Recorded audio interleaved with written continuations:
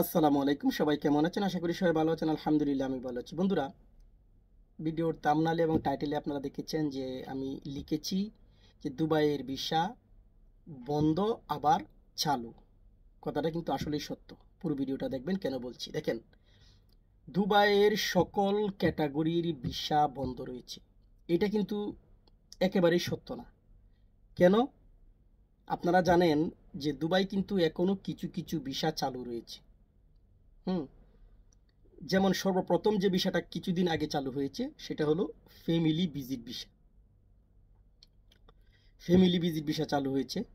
তাছাড়া আপনার family visit visa চালু হয়েছে, কিন্তু এখানে অনেক নিয়ম কানুন তারা বেঁধে দিয়েছেন। কেমন নিয়ম কানুন বেঁধে দিয়েছেন? যে যারা এদেশে আছেন বর্তমানে, তারা তাদের ফ্যামিলির অথবা আত্মীয় স্বজন বন্ধু বান্ধবদেরকে ভিজিট ভিসা নিয়ে আসতে পারবেন।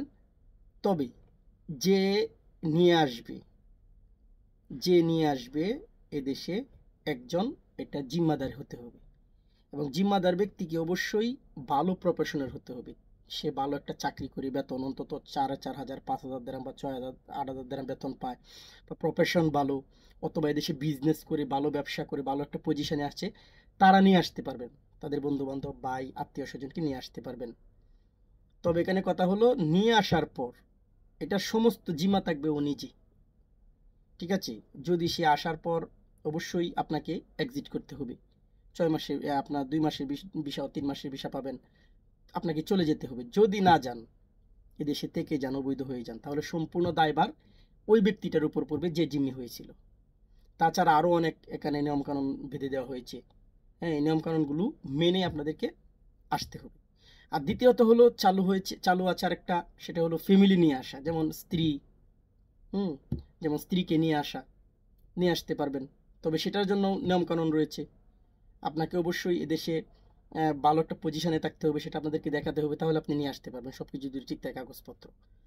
এছাড়া ফ্রি জোনের কিছু ভিসা, যেমন ট্রান্সগার্ড কোম্পানি, তারপর আপনার তালাবাদ কোম্পানি, ট্যাক্সি কোম্পানি, ট্যাক্সিতে দুবাই, এগুলো তাছাড়া আরও কিছু কয়েকটা কোম্পানি আছে, সেগুলোতে লোক কম বেশ আসতেছে।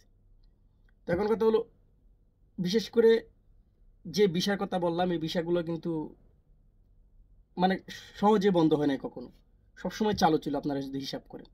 তা আসলে তো আমাদের এই বিষয়গুলো প্রয়োজন কম। আমি যে বিষয়গুলোর কথা বলছি, তাই না? আমাদের মেইন বিষয় দরকার কোনটা?